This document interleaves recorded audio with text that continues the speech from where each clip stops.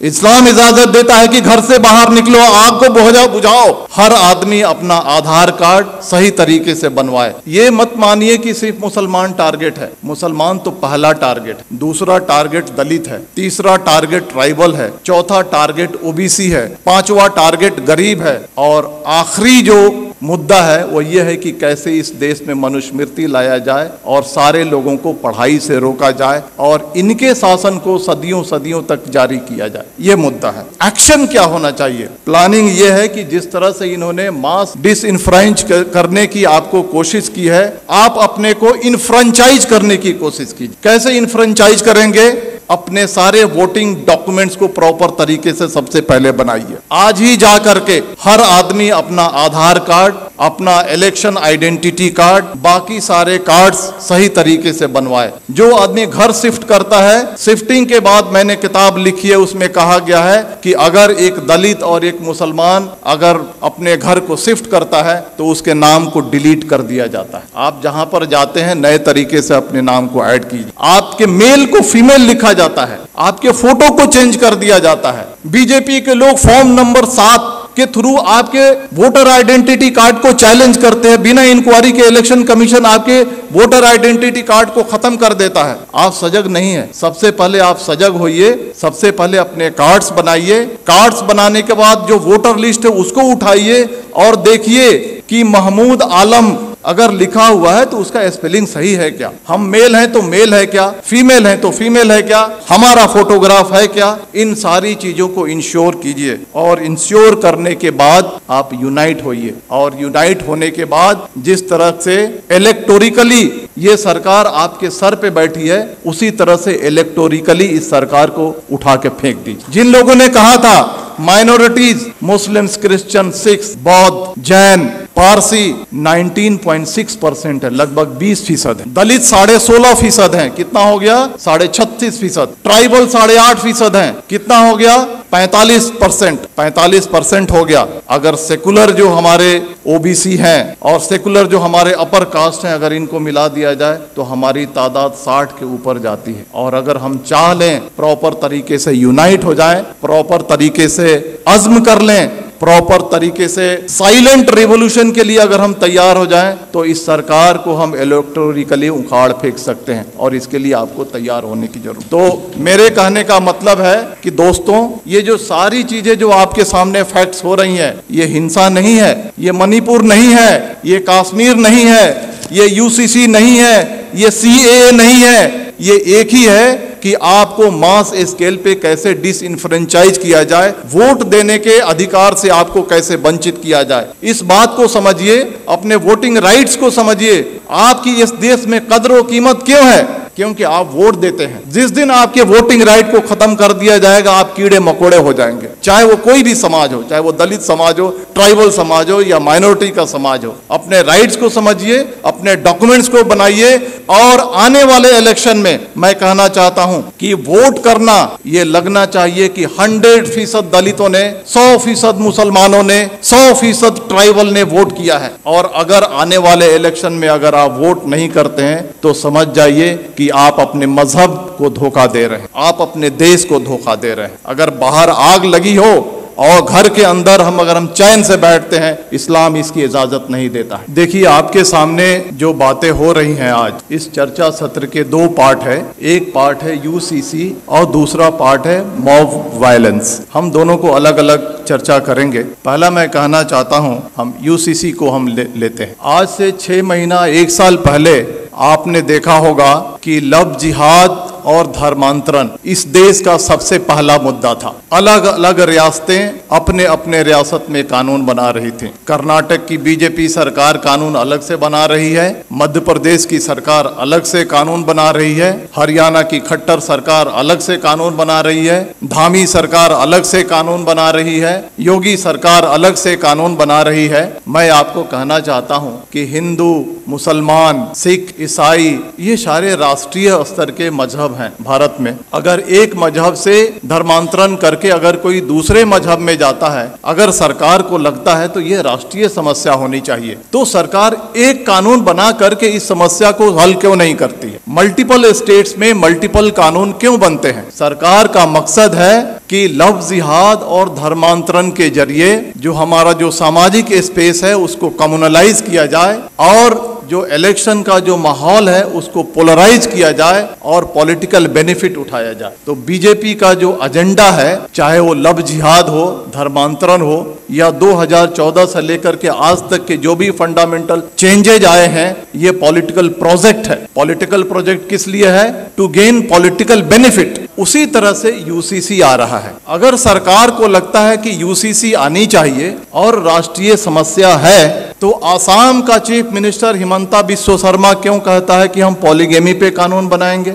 धामी सरकार उत्तराखंड का क्यों कहता है हम यूसीसी पे ड्राफ्ट लेकर के आएंगे? आप देखिएगा मेरी बात, यू मार्क माई वर्ड, कुछ दिन के बाद योगी सरकार अलग ड्राफ्ट लेकर के आएगी, कुछ दिन के बाद मध्य प्रदेश की शिवराज सरकार अलग ड्राफ्ट लेकर के आएगी, और इसका मकसद है कि ये उनका पॉलिटिकल प्रोजेक्ट है। और पॉलिटिकल प्रोजेक्ट किस लिए है? समाज को पोलराइज करने के लिए। अब सवाल उठता है कि इसका मकसद समाज को पोलराइज करने के लिए है, तो हमें क्या करना चाहिए? जहां तक यूसीसी का सवाल है, बड़े बड़े वक्ता, बड़े बड़े दानिश्वर कहते हैं सबसे ज्यादा जो नुकसान होगा वो क्रिश्चियंस को होगा, सिख को होगा, ट्राइबल्स को होगा, दलित को होगा। हमारी जिम्मेदारी है, सरकार देखिए 2014 से लेकर के आज तक जो चाहती है वो करते आई है। अगर वो चाहेगी कि यूसीसी लाएं तो हम रोक नहीं सकते हैं, लेकिन हम जो कॉन्स्टिट्यूएंट्स जो उनको वोट करते हैं उनको ये एजुकेट कम से कम कर सकते हैं कि ये जो है आपको बर्बाद करने के लिए लाया जा रहा है। इसके कॉन्स्टिट्यूएंट्स कौन है? ट्राइबल्स हैं, दलित हैं, मुस्लिम्स हैं, अदर माइनॉरिटीज हैं। इन सब को हमको एजुकेट करना है कि आपके different language, different culture, different रहन सहन आपके मजहब को बर्बाद करने के लिए लाया जा रहा है। और ये हिंदू कल्चर नहीं थोपा जा रहा है, ये brahmanical mindset, upper caste Hindu mentality को कमजोरों पे थोकने की ये साजिश है। इसके लिए हमको देश को आगाह करने की जरूरत है। अब आते हैं मॉब वायलेंस में, क्योंकि वो ज्यादा देश के सामने एक बड़ा समस्या है। आपने देखा होगा कि जब भी मॉब वायलेंस होता है तो इसके दो पार्ट हैं कि जो बातें रिपीट हो रही हैं उसको बोलने की जरूरत नहीं है। जो पेपर में आता है, जो सोशल मीडिया पे आता है, जो वक्ताओं ने कहा है, it's a matter of record, उसको रिपीट करने की जरूरत नहीं। हम क्या नया रखते हैं उसका ज्यादा महत्व है। मॉब वायलेंस के दो पार्ट हैं, एक जो एक्चुअल जो विजिलेंटे ग्रुप और एक सरकार जो खामोशी से उसका सपोर्ट करती है। जो विजिलेंटे ग्रुप है, जो एक्चुअल क्राइम कमिट करता है, आज फ्रीली घूम रहा है, हथियार कलेक्ट कर रहा है, क्राइम कर रहा है, माइनॉरिटीज पे वार कर रहा है,